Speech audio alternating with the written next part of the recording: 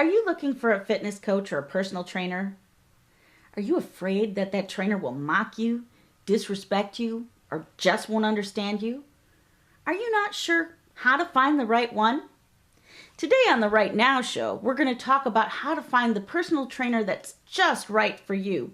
So stay tuned.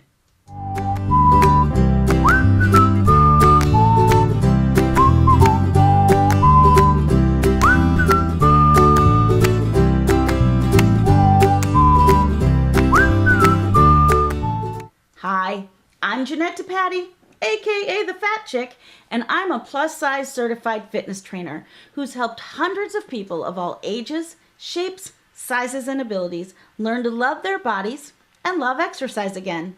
Welcome to the Right Now show. You know, finding a personal trainer or fitness trainer can be a real challenge, especially when you're in a larger body. Many personal trainers are well-trained, highly qualified, and deeply compassionate people. But as you'll hear in this interview with my friend and colleague Marlene from KGEM, that's not always the case. Let's listen. But getting on back to you with your fat chick, tell your story that when you went through that trainer. Oh, the personal trainer that I worked with? I thought that was, oh my God. You know, I had not really come to accept my body yet. And so I went to see this personal trainer because it was an emergency, right? I'm in college. I'm still not thin. It's a crisis. So we've got to scrape together the money. I mean, we really didn't have the money. That's the only time in college I ever asked my parents to lend me money, was for that trainer in my whole college career. And I scraped up the money and I went and saw this trainer, and the trainer made a lot of assumptions about me just based on the way I looked, and didn't really do a proper intake and didn't really ask me questions or understand who I was. He just made assumptions about who I was and what I was capable of. And the first thing that he did was put me on a treadmill and put it on a pretty respectable incline and put it at a pretty fast pace and put me on there for 15 minutes. And I made it through that 15 minutes. I felt like I was going to die. I felt really sick. And now what I know as a trainer is that he put me through basically a maximal test. And he's like, well, I had to tell you 15 minutes because I wanted to get 5 out of you. And I thought you would just give up. And I thought, ooh, wow. So like from day one, it set up this relationship where I had to prove myself to my trainer. And of course, you're just a college student. I'm a college student.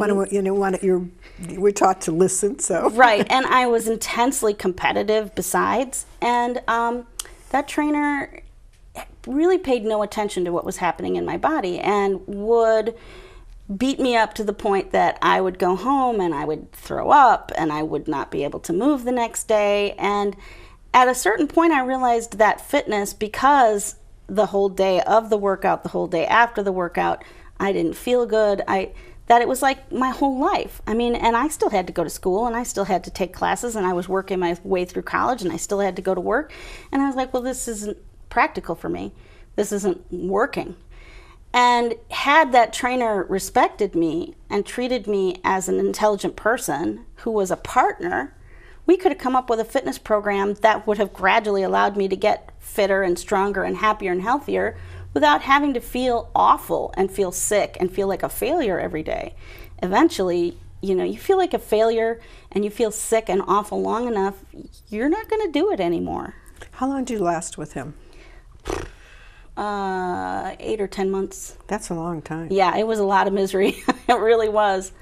So as you heard, finding the wrong personal trainer or exercise instructor can really set your fitness efforts back. But don't give up. I've got some practical tips to help you find the trainer that's just right for you. First, do your homework. Ask around. Ask your friends. See if you can get a referral to a trainer who is already well loved by one of your friends or colleagues. Second, do an interview. Before you start working with a trainer or exercise teacher, ask them if you can ask a few questions. Make sure you're prepared so you can get through the interview as quickly as possible. Make sure they're up to date with their certifications. Explain what will be important to you as you work out. Ask if they're comfortable working with bodies like yours. Ask them to share what they've already learned from working with bodies like yours in the past. Third, assess what you've learned. Did the trainer treat you with respect? Did they really listen to your concerns or just sort of brush them off as unimportant? Are they certified or qualified to work with you?